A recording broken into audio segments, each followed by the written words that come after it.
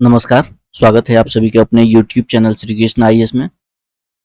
जैसा कि आप सभी जानते हैं कि बीपीएससी 71वीं की लगभग 1800 प्लस पोस्ट की सूची जारी हो चुकी है कि मतलब आने ही वाली है, इससे प्लस ही आएगी, इससे कम नहीं आएगी। तो हम सभी लोग अभी से ही अगर तैयारी में लगें तो शायद इसको भेज सकते हैं। क्योंकि ये स्टेबल नहीं है, इसमें बहुत लॉन्ग मतलब कि स्टेटमेंट बेस्ड भी क्वेश्चन पूछे जा सकते हैं या फिर एक मतलब शॉर्ट मतलब वन लाइनर भी पूछे जा सकते हैं। इस प्रकार की स्टेबल नहीं है बीपीएससी, इसलिए हम सभी रूप से तैयार रहें, इसके लिए हमने आज से ही प्रैक्टिस सेट की शुरुआत कर दी है, जिसमें सबसे पहले आपको बायोलॉजी के लिए लगभग 100 प्रश्न, मतलब कि 2 सेट मिलाकर 100 प्रश्न, यानी लगभग हम अप्रॉक्स लगभग 500 प्रश्न बायोलॉजी का कर लेते हैं, जो कि हमारा कहीं से भी छूटे नहीं, ठीक है? जिसमें आपका सहयोग हमें आवश्यक है।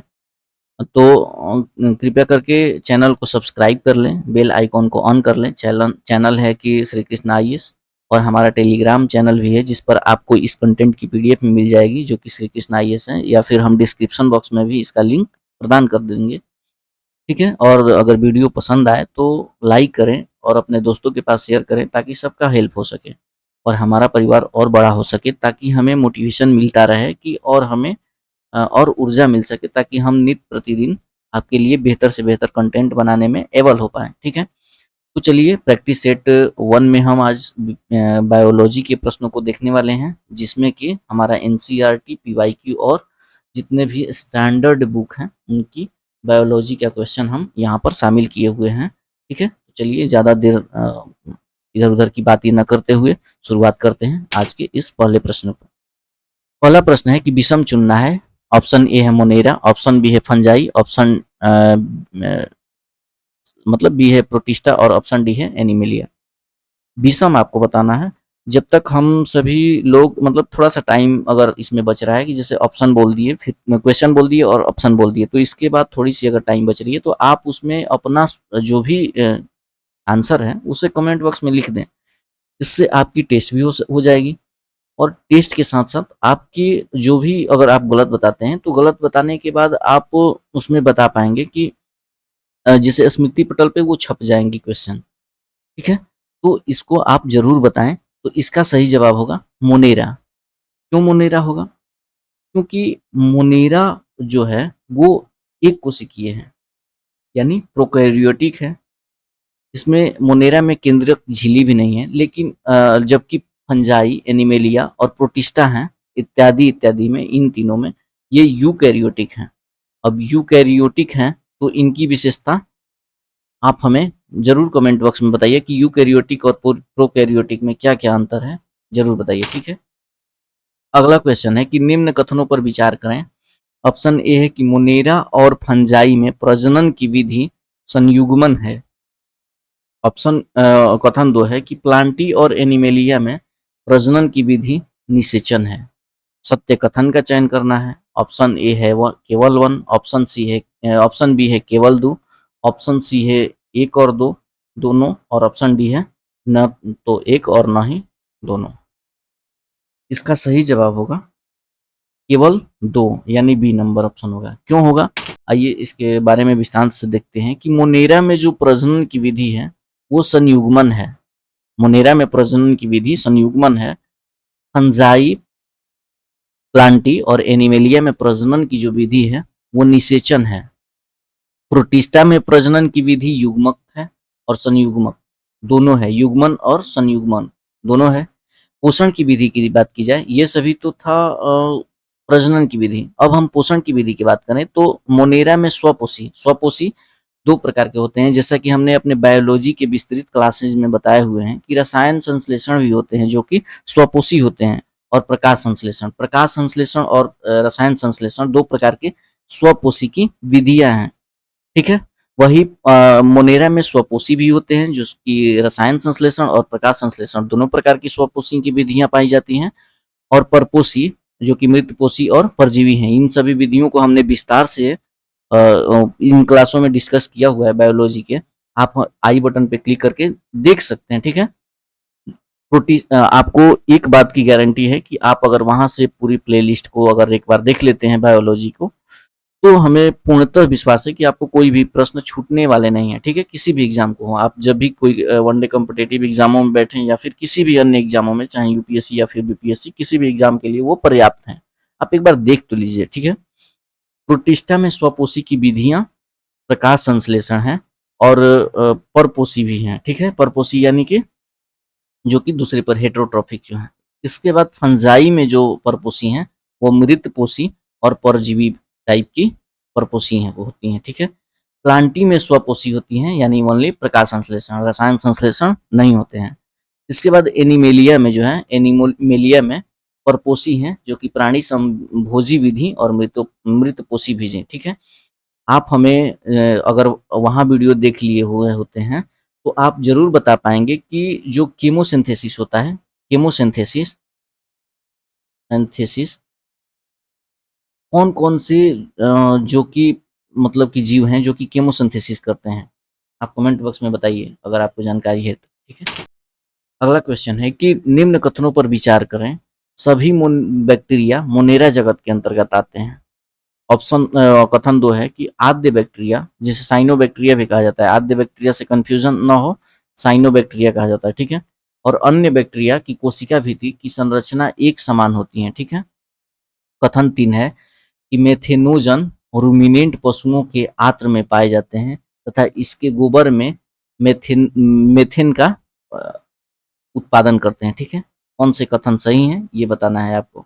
ऑप्शन ए है केवल 1 और 2, ऑप्शन सी है केवल 2 और 3, ऑप्शन बी है 1 और 3 और ऑप्शन डी है 3। इसका सही जवाब केवल 1 और 3 होगा। 1 और 3 में क्या है कि सभी बैक्टीरिया जो हैं मोनेरा जगत के अंतर्गत आते हैं, ठीक है? ये तो हमने बताया ही है वीडियो वो बायोलॉजी वाले में, ठीक है? पूरी तरह से यहाँ डिस्कस करने पे वीडियो बहुत लंबा हो जाएंगे, कृपया वहाँ से देख कर आएँ, तब पूरी तरह से ये वीडियो समझ में आ पाएंगे, ठीक है? मेथेनोजन जो है रूमिनेंट पशुओं के आंत्र में पाए जाते हैं तथा इसके गोबर में मेथेन का उत्पादन करते हैं, ठीक है? आगे देखा जाए, अगला क्वेश्चन है कि साइनोबैक्टीरिया के संबंध में निम्न कथन पर विचार करना है। कथन 1 है कि यह बहुकोशिकीय, क्लोनीय अथवा तंतुमय अलवण समुद्री जलीय समुद्री अथवा स्थलीय शैवाल हैं, ठीक है? कथन 1 हो गया। इसमें नील हरित शैवाल भी कहते हैं इसे। इसमें हरित पादपों की तरह क्लोरोफिल ए पाया जाता है तथा ये प्रकाश संश्लेषी परपोषी जीव हैं, ठीक है? ऑप्शन ए है केवल 1, ऑप्शन बी है केवल 1 और 2, ऑप्शन सी है केवल 1 और 3 और ऑप्शन डी है केवल 2। इसका सही जवाब होगा 1 और 3। साइनोबैक्टीरिया के संबंध में इसे नील हरित शैवाल भी कहते हैं, ये गलत है, ठीक है? आद्य बैक्टीरिया कहते हैं। अब आगे क्वेश्चन है कि अस्थियों का अध्ययन विज्ञान की किस शाखा के अंतर्गत किया जाता है? ऑप्शन ए है ऑस्टियोलॉजी, ऑप्शन बी है ओरोलॉजी, ऑप्शन सी है सेरोलॉजी और ऑप्शन डी है जियोलॉजी। इसका सही जवाब ऑस्टियोलॉजी होगा। ऑस्टी का मतलब ही अस्थि होता है। वही अगर ओरोलॉजी की बात की जाए तो इसमें ओरोलॉजी में पर्वतों का अध्ययन करते हैं, ठीक है? ओरोलॉजी पर्वतों का अध्ययन, ठीक है? सीरोलॉजी में अगर बात की जाए तो रुधिर सीरम का वैज्ञानिक अध्ययन किया जाता है। रुधिर मतलब रक्त होता है, तो सीरम का अध्ययन इसमें किया जाता है सेरोलॉजी में। और जियोलॉजी की बात की जाए तो इसमें पृथ्वी की आंतरिक संरचना तथा उसमें जितने भी पदार्थ, ये पृथ्वी है उसकी आंतरिक संरचना और जिसमें पदार्थ पाए जाते हैं, इनका अध्ययन कहलाता है जियोलॉजी, ठीक है? जियोलॉजी। आगे देखा जाए तो माइकोप्लाज्मा ऐसे जीवधारी हैं जिनमें कोशिका भित्ति बिल्कुल भी नहीं पाई जाती है। ध्यान रखिएगा, बिल्कुल भी नहीं पाई जाती है माइकोप्लाज्मा। और कथन 2 है कि माइकोप्लाज्मा ऑक्सीजन के बिना भी जीवित रह सकते हैं। सत्य कथन का चयन करना है। आप सभी कमेंट बॉक्स में इसका जवाब देते रहिए। इसका सही जवाब दोनों होगा, यानी माइकोप्लाज्मा ऐसे जीवधारी हैं जिनमें कोशिका भित्ति बिल्कुल भी नहीं पाई जाती हैं। माइकोप्लाज्मा ऑक्सीजन के बिना भी जीवित रह सकते हैं। निम्न विशेषता किस जीव की है? यह अधिकांशतः स्वच्छ जल में पाए जाते हैं और स्थिर, खासकर स्थिर जल में। इनमें कोशिका भित्ति की जगह एक प्रोटीन युक्त पदार्थ की परत पेलिकल होती है। प्रोटीन पेलिकल जो होती है एक परत है जो कि प्रोटीन की बनी होती है। कौन सी? पेलिकल। इनमें 2 कसाव होते हैं, ठीक है? तो इसको बताइए कि कौन सी जीव है? तो इसका सही जवाब यूग्लिनाइड है, ठीक है? यूग्लिनाइड में ये स्वच्छ जल में ही रहते हैं और कोशिका भित्ति के जगह इसमें प्रोटीन युक्त पेलिकल पाई जाती है, यानी कोशिका भित्ति ही होता है जो कि पेलिकल है और पेलिकल नामक एक प्रोटीन से बना होता है जिसमें 2 कसाव होते हैं, ठीक है? आगे देखा जाए कि अगला क्वेश्चन है कि ट्रिपोनोसोम प्रोटोजोआ जो कि निद्रालु व्याधि यानी स्लीपिंग सिकनेस जो कि सीसी मक्खी के काटने से होता है, ट्रिपोनोसोम प्रोटोजोआ उसमें होता है। ये बीमारी है किस प्रकार के प्रोटोजोआ है? कौन सा प्रोटोजोआ? ट्रिपोनोसोम जो कि निद्रा रोग पैदा करते हैं, ठीक है? ऑप्शन ए है पक्षाभी प्रोटोजोआ, ऑप्शन बी है अमीबीय प्रोटोजोआ, ऑप्शन सी है कसाभी प्रोटोजोआ और ऑप्शन डी है स्पेरोजोया प्रोटोजोआ। कसाभी प्रोटोजोआ जो कि निद्रा रोग को पैदा करते हैं, ठीक है? अगला क्वेश्चन है कि जीवों में अत्यधिक विविधता का कारण है। जीवों में अत्यधिक विविधता का कारण क्या है? ऑप्शन ए अनुकूलन, ऑप्शन बी है सहभागिता, ऑप्शन सी उत्परिवर्तन, ऑप्शन डी है बहुगुणता। इसका सही जवाब होगा उत्परिवर्तन। उत्परिवर्तन के कारण ही जीवों में अत्यधिक विविधता होता है। उत्परिवर्तन से ही जैसे ये जीव है तो ये अगर कान इसका यूज नहीं हो रहा है तो धीरे धीरे ये समाप्त हो जाएगा, ये उत्परिवर्तन की है। और जो मतलब कि जैसे हमारे मानव शरीर में जो कि दाहिना अंग है, दायां हाथ है, इसका बहुत ज़्यादा लोड पड़ता है तो ये अपेक्षाकृत थोड़ा-सा मजबूत होता है और कार्य करने में एबल होता है, ठीक है? उसे ही उत्परिवर्तन कहते हैं। अगला क्वेश्चन है कि प्लांटी जगत में शामिल होते हैं, कौन-कौन से शामिल हैं? शैवाल, ब्रायोफाइट, टेरिडोफाइट, जिम्नोस्पर्म, एंजियोस्पर्म। ऐसा प्रश्न को तो आप गलत कर ही नहीं सकते हैं। अगर हमारा वो बायोलॉजी और बॉटनी का हमारा पूरा क्लास अगर देखे हों, तो आप ऐसे प्रश्नों को कभी गलत कर ही नहीं सकते हैं और एक नज़र में आप सही कर सकते हैं। तो इसका सही जवाब डी होगा, जो जिसमें कि ये सभी हम पूरी तरह से वहाँ डिस्कस किए हुए हैं कि क्यों जिम्नोस्पर्म क्या होता है, एंजियोस्पर्म क्या होता है, ब्रायोफाइटा, टेरिडोफाइटा क्या होता है, ठीक है? आप सभी वहाँ पर ज़रूर देख लें। अगला क्वेश्चन है कि मवेशियों में मेडकाऊ रोग जो है तथा मनुष्यों में सी.आर. जैकब रोग का कारक कौन सा है? किसके कारण से मवेशियों में मेडकाऊ रोग और तथा मनुष्यों में सी.आर. जैकब रोग हो जाता है? ऑप्शन ए है वायराइड, ऑप्शन बी है प्रोसक प्रियोन, ऑप्शन सी है लाइकेन और ऑप्शन डी है प्रोटोजोआ। इसका सही जवाब होगा प्रियोन प्रोसक, ठीक है? अगला क्वेश्चन है कि निम्न कथनों पर विचार करना है तथा जो कथन 1 है इसमें वो है कि प्रोटोटोस स्पिंडर ट्यूबर नामक रोग लाइकेन के कारण होता है। लाइकेन जो है शैवाल तथा कवक के सहजीवी सहवास हैं, ठीक है? कथन 3 है कि कवक जो है शैवाल के लिए भोजन संश्लेषित करता है और शैवाल जो है कवक के लिए आश्रय देता है तथा खनिज एवं जल का अवशोषण करता है। देखिए कितना इंपॉर्टेंट क्वेश्चन है और थोड़ा-सा लेवल का क्वेश्चन है, ठीक है? उपरोक्त में से कितने कथन सत्य हैं पूछ रहा है। ऑप्शन ए है केवल 1, ऑप्शन बी है केवल 2, ऑप्शन सी है सभी 3 और ऑप्शन डी है सभी कथन असत्य हैं। तो बताइए कि कौन-सा इसमें सही है? इसका सही जवाब होगा केवल एक कथन सही है। वो कौन-सा कथन सही है? आप हमें कमेंट बॉक्स में ज़रूर बताइएगा कि कौन-सा कथन सही है, ठीक है? अगला क्वेश्चन है कि जैसे इसमें सही की अगर बात की जाए तो लाइकेन जो हैं वो कवक और शैवाल के सहजीवी के सहवास हैं, यानी दोनों एक दूसरे पर एक साथे रहते हैं और सहवास हैं, यानी एक दूसरे का हेल्प करके जीवित रहते हैं, ठीक है? कवक और शैवाल के, यही वाला सही है। अगर लाइकेन की बात की जाए तो जो कि शैवाल घटक को शैवालांश और कवक के घटक को माइकोबायन्ट कहा जाता है, ठीक है? इसके बाद शैवाल जो है कवक के लिए भोजन संश्लेषित करता है। शैवाल कवक के लिए भोजन संश्लेषित करता है जो कि यहाँ पर गलत दिया है। कवक जो है शैवाल के लिए भोजन नहीं, कवक ठीक है, शैवाल कवक के लिए भोजन करता है, ठीक है? यही इसमें यहाँ पर दूसरे वाले में है। अगला क्वेश्चन है कि निम्न में से कौन सी वास्तविक रूप से मछली है? ऑप्शन ए है स्टार फिश, ऑप्शन बी है जेली फिश, ऑप्शन सी है हैग फिश और ऑप्शन डी है समुद्री घोड़ा। तो इसका सही जवाब होगा समुद्री घोड़ा जो है ये वास्तविक रूप से मछली है, समुद्री घोड़ा, ठीक है? बाकी सभी जंतु हैं, ठीक है? जेलीफिश ऑरेलिया को कहते हैं, जो कि एक सिलेंट्रेटा है। कौन सा? जेलीफिश सिलेंट्रेटा संघ के अंतर्गत आती हैं। और हैज फिश जो है वो साइक्लोस्टोमाटा होता है। हैज फिश साइक्लोस्टोमाटा होता है। और अगर स्टार फिश की बात की जाए तो ये एक इकाइनोडर्म के अंतर्गत जंतु है, स्टार फिश। ठीक है, इकाइनोडर्म के अंतर्गत ये जंतु है। और एलिया जो कि संघ सिलेंट्रेटा के, ये वाला सिलेंट्रेटा है। ठीक है, हैज फिश तो बता ही दिए हैं। आगे देखा जाए कि सरल अकारिकी लक्षणों पर आधारित पादपों और प्राणियों के वर्गीकरण को सर्वप्रथम किसने प्रस्तावित किया था? अकारिकी लक्षण पर पादप और प्राणी के वर्गीकरण को किसने किया था? ऑप्शन ए है Carolus Linnaeus, option B Whittaker's, option C है अरस्तु और ऑप्शन डी है टी.ओ. डाइनर। तो इसका सही जवाब होगा अरस्तु। अरस्तु ने ही वर्गीकरण किया था प्राणी और पादपों को। इसके आधार पर, सरल आकारिकी लक्षणों के आधार पर। अगला क्वेश्चन है कि फाइकोमाइसिटिस, एस्कोमाइसिटिस और बेस्डियोमाइसिटिस आदि जैसे वर्ग किस जगत के अंतर्गत आते हैं? ऑप्शन ए है फंजाई, ऑप्शन बी है प्लांटी, ऑप्शन सी है प्रोटिस्टा और ऑप्शन डी है मोनेरा।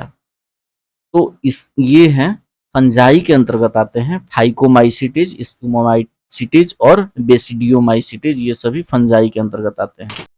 अगला क्वेश्चन है कि मिलान करना है सवाल और उदाहरण के। ठीक है, मतलब मिलान नहीं करना है, बताना है कि कौन सा सही है और कौन सा गलत है। ठीक है, इसका सही जवाब होगा 1 और 2, यानी ये दोनों सही है। क्लोरोफाइसी जो है, इसका उदाहरण है वॉल्वोकस होता है, स्पाइरोगाइरा होता है। क्लोरोफाइसी, क्लोरोफाइको जो कहा जाता है, ये भी हमने बताया हुआ है। वहां पर अगर आप पूरा देखेंगे तो ये भी छूटेगा नहीं आपसे। फियो, वहां पर है क्लोरोफियो डोटो कहा जाता है और फियोफाइटो। ठीक है, फियोफाइटो कहा जाता है, फियोफाइटो, जो कि एक्टोकॉर्प्स और डिक्टियोटा। ठीक है, और रोडोफाइटो, यानी ये 3 प्रकार के शैवाल होते हैं, क्लोरोफाइटो, रोडोफाइटो और फियोफाइटो, जिसे फाइसी यहाँ पर कहा गया है। उसका उदाहरण वहां पर हमने भी पूरे विस्तार से बताया। ठीक है, आगे देखा जाए कि अदरक तना है, जड़ नहीं, क्यों? ऑप्शन ए है यह खाद्य सामग्री को संग्रहित करता है, ऑप्शन बी है इसमें नोड और इंटरनोड पाए जाते हैं, ऑप्शन सी है यह मिट्टी में क्षैतिज रूप से बढ़ता है और ऑप्शन डी है इसमें क्लोरोफिल की कमी है। तो इसका सही जवाब बी होगा, इसमें नोड और इंटरनोड पाए जाते हैं जिससे टहनियों का विकास होता है। तो इसी प्रकार तो जिसमें इंटरनोड और नोड पाया जाता है उसमें टहनियों का विकास होता है और वह तना में कैटेगराइज किया जाता है। ठीक है, किसे पादप जगत के जल स्थल चर भी कहा जाता है? ऑप्शन ए है शैवाल, ऑप्शन बी है कवक, ऑप्शन सी है टेरिडोफाइटा और ऑप्शन डी है ब्रायोफाइटा। इसका सही जवाब है ब्रायोफाइटा।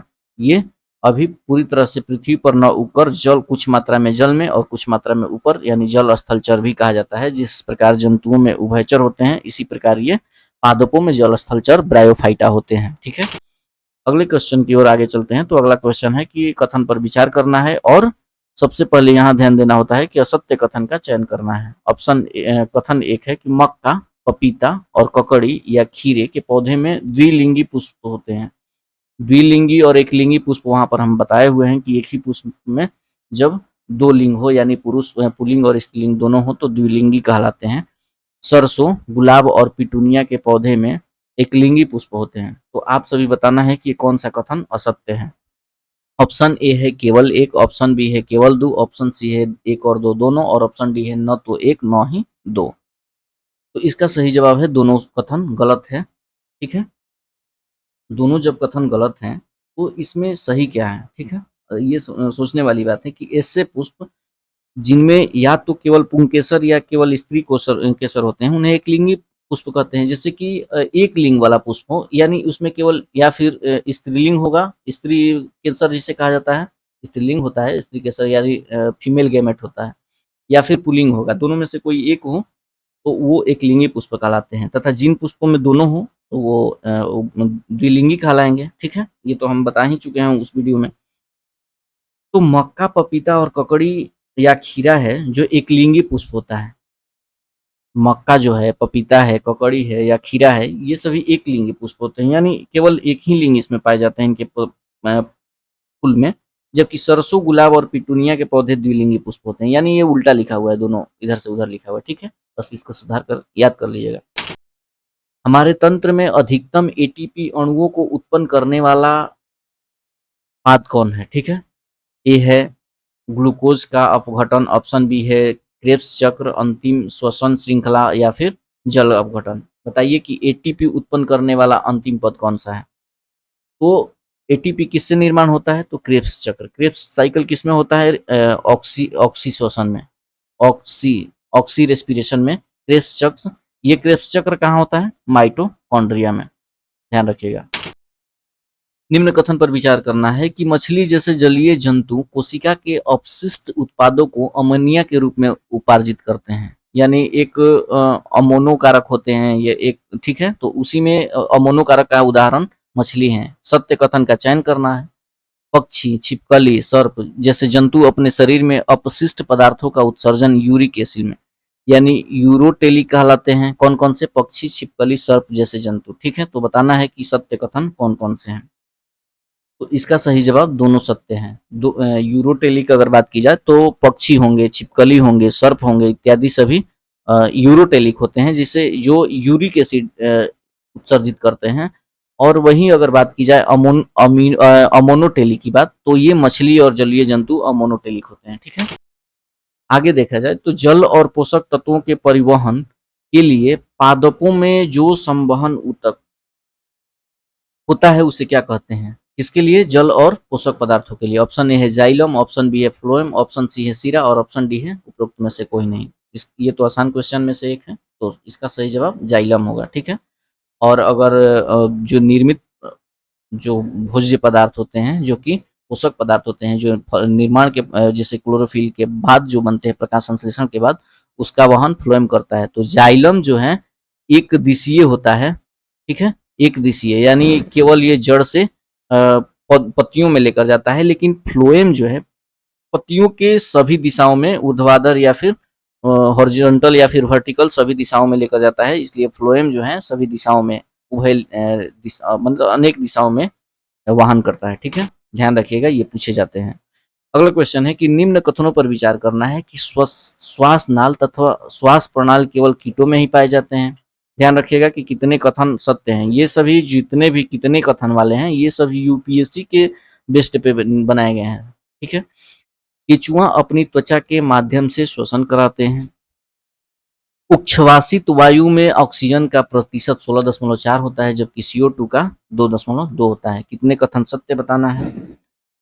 तो इसका सही जवाब होगा केवल 2 कथन सत्य हैं। कौन कौन सा 2 कथन सत्य हैं? आपको कमेंट बॉक्स में बताना है। देखिए, सबसे ये है कि पहला क्वेश्चन पहला जो है वो सही है। श्वास नाल और श्वास प्रणाल केवल कीटों में ही पाया जाता है। जंतु में ऐसा कोई व्यवस्था नहीं है श्वास नाल के लिए, इसीलिए ये श्वसन श्वास नाल से ही लेते हैं, तो ये सही है। केचुआ अपनी त्वचा के माध्यम से श्वसन कराते हैं, ये भी सही है। और ठीक है, इसके बाद मतलब कि केचुआ जो है ना त्वचा से ही नहीं, सॉरी, यहाँ पर ये फेफड़ों से भी मनुष्य के जैसे ही ये करते हैं, सॉरी, फेफड़े से ही करते हैं, ठीक है। और ये तो सही है, क्योंकि ऑक्सीजन का जो प्रतिशत होता है 14% बाहर निकाल 16% बाहर निकालते हैं और कार्बन डाइऑक्साइड 2.2%। इसके बाद 24 नंबर क्वेश्चन है कि डीएनए में मौजूद शर्करा है, डीएनए में मौजूद शर्करा होती है, कौन सा है? Glucose, fructose, deoxyribose, ribose. तो ये तो आसान है, डीऑक्सीराइबोज होगा, ठीक है, क्योंकि डीएनए का फुल फॉर्म ही होता है डीऑक्सी राइबोज न्यूक्लिक एसिड, ठीक है। शुगर के रूप में राइबोज होता है, डीऑक्सीराइबोज होता है, न्यूक्लिक एसिड जो कि नाइट्रोजन बेस के रूप में होता है, एटीजीसी होता है, ठीक है, ATGC, double bond triple bond, ठीक है। संघ की पहचान निम्न गुणों के आधार पर करें। ऑप्शन कथन एक है, ये प्राणी जलीय, लवणीय, अलवणीय तथा जलीय मतलब अलवण जल तथा लवणीय जल में, ठीक है, अथवा स्थलीय, स्वतंत्र, कभी कभी परजीवी होते हैं। संघ की पहचान करना है, कौन संघ होगा, ठीक है। ये त्रिकोरिक, क्रमिक पुनरावृत्ति, विखंडित, खंडित तथा गुहीय प्राणी होते हैं। इनकी शरीर की सतह जो है स्पष्टतः खंड तथा विखंडों में बटा होता है, ध्यान रखिएगा, यही निर्धारक कर देगा। इन प्राणियों में अनुदैर्ध्य तथा वृत्ताकार दोनों प्रकार की पेशियां पाई जाती हैं, जो चलन में सहायता करती हैं। ऑप्शन ए है आर्थ्रोपोडा, ऑप्शन बी है एस्केलमेंथिस, ऑप्शन सी है प्लेंटीहेल्मिन्थिस, ऑप्शन डी है लीडा। तो बताना है आपको कि ये सभी विशेषताएं किन प्रकार के संघ में शामिल होती हैं, तो इनमें एनिलीडा में होते हैं। ठीक है, एनिलीडा में ये सभी विशेषताएं शामिल होती हैं। इसका स्क्रीनशॉट ले लीजिएगा, बहुत इंपॉर्टेंट है। ठीक है, अगला क्वेश्चन है कि मानव शरीर में सर्वाधिक प्रचुरता में पाए जाने वाला तत्व कौन सा है? ऑप्शन ए है लौह, ऑप्शन बी है सोडियम, ऑप्शन सी है ऑक्सीजन और ऑप्शन डी है आयोडीन। तो कौन सा पाया जाता है? ऑक्सीजन। ठीक है, ऑक्सीजन कितना प्रतिशत पाया जाता है? लगभग 65%। 65% ऑक्सीजन पाया जाता है। ध्यान रखिएगा, मानव शरीर में सबसे अधिक तत्व जो है वो ऑक्सीजन 65% है। निम्न कथन पर विचार करना है कि वसा, प्रोटीन एवं कार्बोहाइड्रेट युक्त भोजन को ऊर्जा देने वाला भोजन भी कहा जाता है। किसे किसे? वसा को, प्रोटीन को और कार्बोहाइड्रेट को। विटामिन ए हमारी त्वचा तथा आंखों को स्वस्थ रखने में सहायक है। सत्य कथन का चयन करना है। ठीक है, तो ऊर्जा देने में ठीक है, और बताइए आप। तो इसका सही जवाब केवल 2 होगा, क्योंकि प्रोटीन हमें ऊर्जा नहीं देते हैं। प्रोटीन हमें ऊर्जा नहीं देते हैं। ये कार्बोहाइड्रेट ऊर्जा देते हैं और वसा भी ऊर्जा देते हैं, लेकिन दीर्घकालिक ऊर्जा देते हैं वसा, लेकिन तत्काल ऊर्जा कार्बोहाइड्रेट, लेकिन प्रोटीन जो है वो ऊर्जा नहीं देते हैं। आगे देखा जाए कि शैवाल की बात की जाए और इसका उदाहरण है, तो आपको बताना है कि कौन सा सुमेलित सही है, कितने सुमेलित सही हैं। ये तो बड़ा जटिल रूप में होते हैं। ठीक है, तो ये सभी चारों सुमेलित हैं। जैसा कि आप जानते हैं कि विटामिन ए की कमी से क्षीणता दृष्टिहीन होता है, यानी आंखों में प्रॉब्लम होता है, जो कि रक्तहीनता जैसे क्षीणता बोला जाता है, जिससे कि आंख से रतौंधी भी कहा जाता है। विटामिन बी 1 जो होता है बेरी बेरी होता है। विटामिन डी की कमी से रिकेट्स होता है और लौह में और रक्तता हो जाता है। ठीक है, मरुस्थलीय पौधों के संबंध में निम्न कथन पर विचार करना है। ऑप्शन कथन एक है कि नागफनी में पत्ती जैसी संरचना वास्तव में तना होता है। ठीक है, पत्ती जैसी जो संरचना होती है नागफनी में, वो वास्तव में तना होता है, तना का रूपांतरण होता है। कथन 2 है कि मरुस्थलीय पौधों में पत्तियां अनुपस्थित या बहुत छोटी होती हैं मरुस्थलीय पौधों में। तो आपको इसको असत्य कथन को की पहचान करना है। ये ध्यान जरूर रखना एग्जाम में, यही गलत कराता है। हम सत्य न जानकर असत्य और असत्य को जानकर सत्य मार देते हैं। ठीक है, जबकि वो प्रश्नों का उत्तर हम जान रहे होते हैं। ठीक है, तो इसको बताना है कि आपका ये कौन सा असत्य है। तो ये न तो यही असत्य है, न ही, यानी दोनों सही है। नागफनी में जो पत्तियां हैं वो वास्तव में तना का स्वरूप में होती हैं, और जो मरुस्थलीय पौधे होती हैं उनमें पत्तियां अनुपस्थित रहती हैं या फिर बहुत छोटी रहती हैं, ताकि वो वाष्पोत्सर्जन न कर सकें, जिससे पौधे जीवित रह सके। ठीक है, निम्न कथनों पर विचार करना है कि कथन एक है कि स्क्विड और ऑक्टोपस का शरीर आमतौर पर धारा रेखीय होता है। ठीक है, डॉल्फिन एवं हवेल गील के माध्यम से श्वास लेते हैं। ये कथन 2 है। और जलीय पौधों में तना जो है जल की सतह तक वृद्धि करती है, जबकि पत्तियां एवं फूल जल की सतह पर प्लवन करते हैं। बताना है आपको कि कितने कथन सही हैं। ऑप्शन ए है केवल 1, ऑप्शन बी है केवल 2, ऑप्शन सी है सभी 3, ऑप्शन डी है सभी कथन सत्य हैं। तो इसमें केवल 2 कथन सही हैं। कौन-कौन से कथन सही हैं? इसके लिए हम जान लेते हैं कि स्क्विड और ऑक्टोपस जैसे कुछ समुद्री जंतुओं का शरीर आमतौर पर धारा रेखीय नहीं होता है, यानी ये धारा रेखीय नहीं होता है। पहला ही कथन गलती है, दूसरा और तीसरा सही है। ठीक है,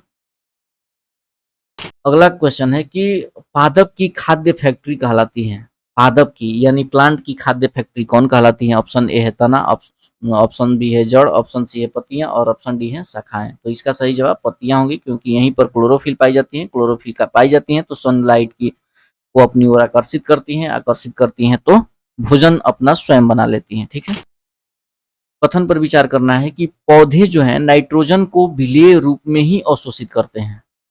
पौधे नाइट्रोजन को विलेय रूप में, ध्यान रखिएगा, राइजोबियम जौ, चना, मटर आदि की जड़ों में रहते हैं तथा अपना भोजन स्वयं बना सकते हैं।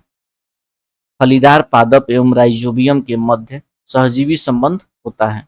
सत्य कथन का चयन करना है। आप सभी इसे पढ़कर जरूर कमेंट बॉक्स में जवाब देते रहिए। तो ये इसका सही जवाब केवल 1 और 3 है। जो राइजोबियम है ये सभी अपना भोजन स्वयं नहीं बनाते हैं। ठीक है, और विलेय रूप में ही अवशोषित करते हैं पौधे जो कि नाइट्रोजन को। ठीक है, तो ये सभी फलीदार पादप और राइजोबियम के मध्य सहजीवी संबंध होता है। आगे देखा जाए तो अगला क्वेश्चन है कि निम्न में से कौन सा गुण रज्जुकी का भाग नहीं है? कौन सा गुण रज्जुकी का भाग नहीं है? ऑप्शन ए है पृष्ठ रज्जु उपस्थित होता है, ऑप्शन बी क्लोम छिद्र अनुपस्थित होता है, ऑप्शन सी है हृदय अधरभाग में होता है, ऑप्शन डी है एक गुदा पश्च पुक्ष उपस्थित होती है। तो इसका सही जवाब होगा कि क्लोम छिद्र अनुपस्थित होती है। देखिए रज्जुकी और अरज्जुकी में अंतर होता है कि रज्जुकी में पृष्ठ रज्जु उपस्थित होता है। किसमें? रज्जुकी में। रज्जुकी में पृष्ठ रज्जु उपस्थित रहता है, लेकिन और रज्जुकी में पृष्ठ रज्जु उपस्थित नहीं रहता है। ग्रसनी में क्लोम छिद्र पाए जाते हैं। किसमें? रज्जुकी में, लेकिन उसमें ग्रसनी में क्लोम छिद्र अनुपस्थित होते हैं। हृदय अधर भाग में मौजूद होता है। किसमें? रज्जुकी में, और उसमें हृदय पृष्ठ भाग में होता है। यही अंतर होता है। ठीक है।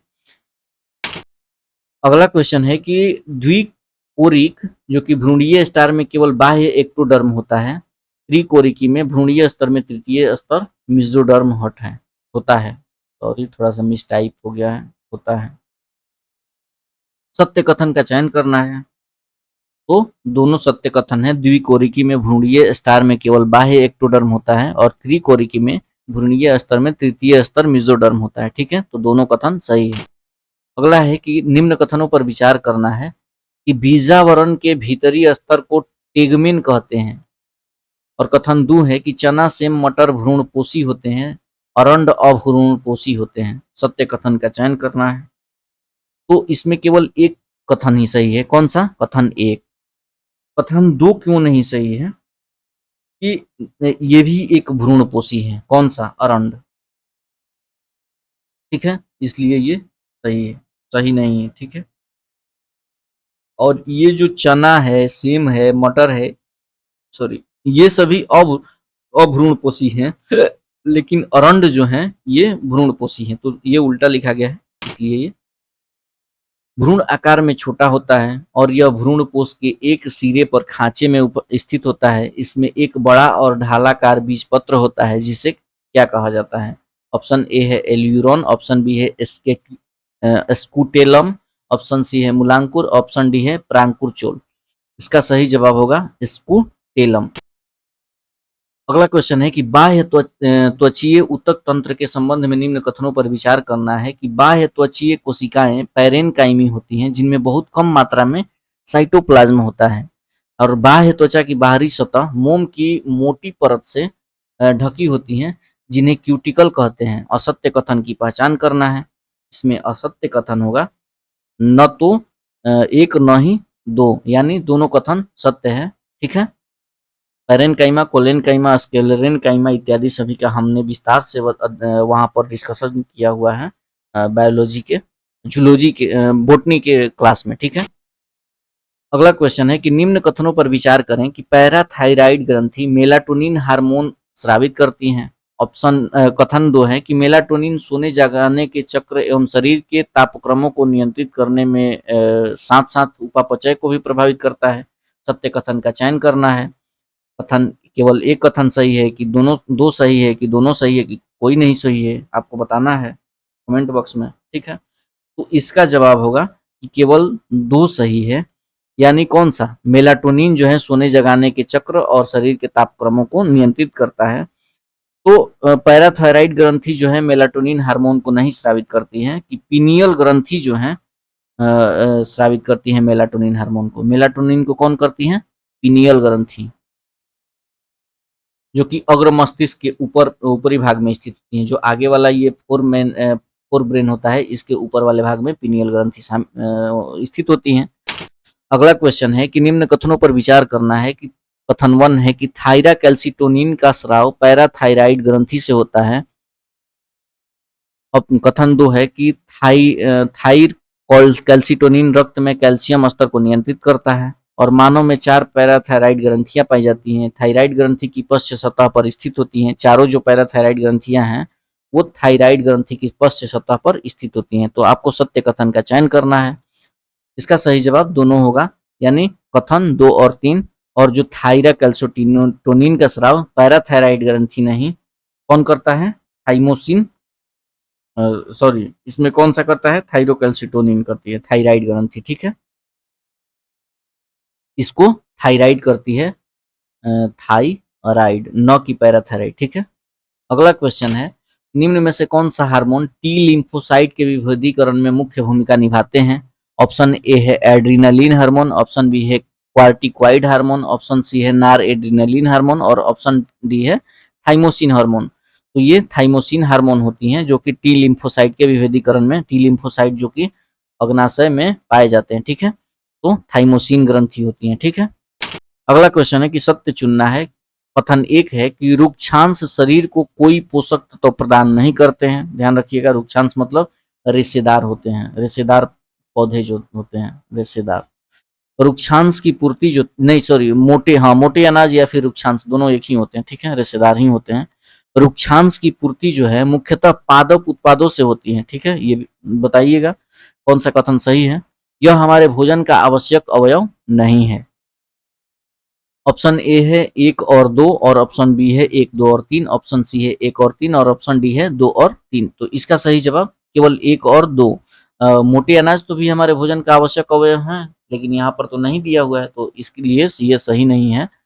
हमारे भोजन का आवश्यक अंग है। अगला क्वेश्चन है कि ऊंट के विषय में निम्न कथनों पर विचार करना है और असत्य कथन को खोजना है। कथन 1 है कि लंबे पैर जो हैं इन्हें रेत की गर्मी से दूर रखते हैं। मृतोत्सर्जन की मात्रा बहुत कम होती है, यानी मूत्र विसर्जन बहुत कम करते हैं। इन्हें पसीना भी नहीं आता है। तो इसमें ऊँट के विषय में कौन सा कथन असत्य है, ये बताना है आपको। तो इसका सही जवाब उपरोक्त में से कोई नहीं, सभी सही हैं, ठीक है। इसमें असत्य कोई नहीं है। लंबे पैर इन्हें गर्मी से दूर रखते हैं और गर्मी का एहसास कम कराते हैं। मूत्र विसर्जन की मात्रा बहुत कम होती है ताकि लंबे समय तक इन्हें प्यास न लगे, और इन्हें पसीना भी नहीं आता है। यानी कुल मिलाकर इन्हें इस प्रकार से डिजाइन किया गया है मानव नेचर द्वारा, ताकि ये पानी को कम मात्रा में उत्सर्जित कर सके, और नहीं तो इनके पीठ पर एक वसा का कुबड़ बना दिया गया है जिससे अपनी आवश्यक मात्रा की पानी को या फिर भोजन की पूर्ति इन्हीं कुबड़ों से कर सके, ठीक है। आगे देखा जाए कि अल्फा कैरोटीन एक प्रोटीन है जो ऑप्शन ए है रक्त में उपस्थित है, ऑप्शन बी है ऊन में उपस्थित है, ऑप्शन सी त्वचा में उपस्थित है और ऑप्शन डी अंडों में उपस्थित है। अल्फा कैरोटीन कहाँ उपस्थित है? तो इसका सही जवाब त्वचा में है, जो कि मेलानिन रंजक के जस्ट बगल में उपस्थित होता है, ठीक है, अल्फा कैरोटीन। सही मिलान को देखना है कि सही मिलान है कि नहीं। जो परजीवी है, संडीव जो है कीटभक्षी हैं, कवक जो है मित्रजीवी हैं, राइजोबियम सहजीवी संबंध है।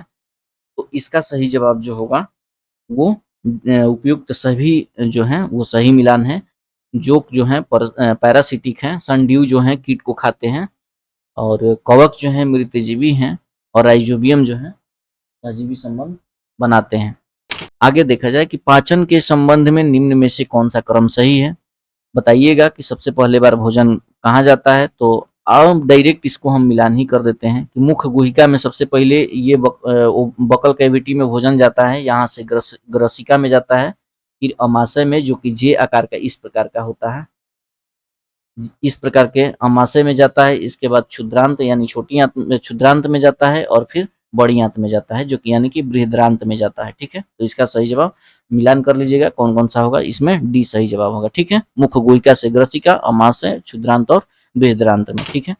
अगला क्वेश्चन है कि कौन सा आहार नल का भाग नहीं है। ऑप्शन ए है मुख गुहिका, ऑप्शन बी है अग्नाशय, ऑप्शन सी है गुद्दा और ऑप्शन डी है अमाशय।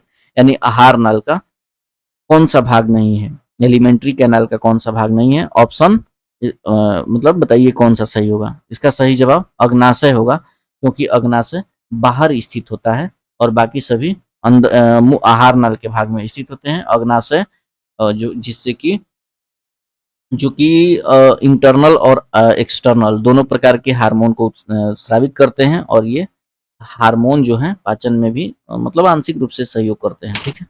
अगला क्वेश्चन है कि अमीबा में भोजन का पाचन कहाँ होता है। ऑप्शन एक खाद्य रिक्तिका जिसे अंग्रेजी में फूड वैक्यूल कहा जाता है, अमाशय, पदार्थ में या फिर दीर्घरोम में। तो इसका सही जवाब होगा खाद्य रिक्तिका, फूड वैक्यूल्स में उत्पादों द्वारा करते हैं, ठीक है।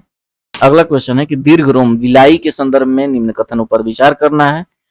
यह बृहद्रांत की आंतरिक भित्ति पर लगा होता है। बिलाई जिसे इस प्रकार का होता है जो कि अवशोषण करता है, ठीक है। ये भोजन अवशोषण हेतु तल क्षेत्र बढ़ा लेते हैं। ये रुधिर सूक्ष्म रुधिर वाहिकाओं का जाल फैला रहता है, ठीक है। तो इसका सही जवाब बताना है आपको। ऑप्शन ए होगा केवल 1 होगा कि 1 और 2 होगा कि केवल 3 होगा कि सभी होगा। तो इसका सही जवाब होगा केवल 1। यह विभ्रांत की आंतरिक भीति पर होते हैं और जो कि क्यों 2 मतलब और अन्य 2 क्यों गलत है? तो जो पचा हुआ भोजन अवशोषित होकर क्षुद्रांत की भित्ति में स्थित रुधिर वाहिकाओं में चला जाता है, इस प्रक्रम को अवशोषण कहते हैं, ठीक है? और क्षुद्रांत की आंतरिक भित्ति पर अंगुली के समान नहीं बताया यहाँ पर, अंगुली के समान एक अंगुली के समान यहाँ पर जो उभरी हुई संरचना होती है, जिन्हें दीर्घरोम या रसांकुर कहते हैं। दीर्घरोम जो है पचे हुए भोजन के अवशोषण हेतु तल बढ़ाते हैं, दीर्घरोम। निम्न कथन पर विचार करना है, ये शायद असत्य पूछ रहा है, सॉरी, ठीक है? तो असत्य कौन सा है? केवल 1, यानी ये क्षुद्रांत पर पाए जाते हैं, सॉरी, ये असत्य पूछ रहा है। तो ये सभी सही हैं और केवल ये गलत है, वेदांत नहीं बल्कि क्षुद्रांत पर पाए जाते हैं। अगला क्वेश्चन है कि निम्न कथनों पर विचार करना है कि मंड का पाचन मुख से ही प्रारंभ, मंड का क्या होता है? स्टार्च। स्टार्च का पाचन मुख से ही शुरू होता है और प्रोटीन का पाचन अमाशय में प्रारंभ हो जाता है। आपको बताना है कौन सा कथन सही है। तो ऑप्शन सी सही है, जो कि दोनों का पाचन मतलब एक मंड का स्टार्च का पाचन मुंह से ही शुरू हो जाता है और इसके बाद प्रोटीन का पाचन अमाशय से प्रारंभ हो जाता है। आज का हमारा सेट का अंतिम प्रश्न, जो कि पुरुष का जीन घटक क्या है ये बताना है आपको। ऑप्शन ए है XX, ऑप्शन बी है X, ऑप्शन सी है XY और ऑप्शन डी है Y। तो इसका सही जवाब होगा XY, जो कि पुरुषों में पाए जाते हैं, जीन घटक होते हैं। और एक प्रश्न हम आपके लिए छोड़ जाते हैं, जो कि आपको कमेंट बॉक्स में आवश्यक ही बताना है, अगर आपने इस वीडियो को पूरे अंत तक देखा हो तो, ठीक है? भ्रूण कहाँ पाया जाता है? ऑप्शन ए है पुष्प में, ऑप्शन बी है बीज में, ऑप्शन सी है पत्तियों में और ऑप्शन डी है कलियों में। इसका जवाब आपको कमेंट बॉक्स में देना है। इसका जवाब हम आपको अगले वीडियो में ही हम बताने वाले हैं, ठीक है? तो आप आज के लिए बस इतना ही। आप बताइए हमारा प्रयास ये कैसा रहा? क्या आपने अंत तक देखा? कितने प्रश्नों को आपने सही किया? कितने प्रश्नों को आपने गलत किया? ये भी बताइएगा, ठीक है? तो हमारे साथ निरंतर बने रहें। हमारे हौसले को बढ़ाने के लिए कृपया करके अपने दोस्तों के पास इस चैनल को शेयर करें और सब्सक्राइब करें अगर नहीं किए हो तो। वीडियो अगर पसंद आई हो तो लाइक करें, ठीक है? और जो भी सुझाव हो वीडियो से, ऑडियो से, और प्रॉपरली जो भी सुझाव हो कमेंट बॉक्स में देते रहिए और अपना जवाब भी कमेंट बॉक्स में देते रहिए, ताकि आपकी मेमोरी बूस्ट हो सके और एग्ज़ाम हॉल में उस समय आपके मेमोरी को एनहांसमेंट मिले इन प्रश्नों को देखने के बाद, ठीक है? तो बस आज के लिए इतना ही। आपका समय शुभ हो। धन्यवाद। फिर मिलते हैं अगले वीडियो में।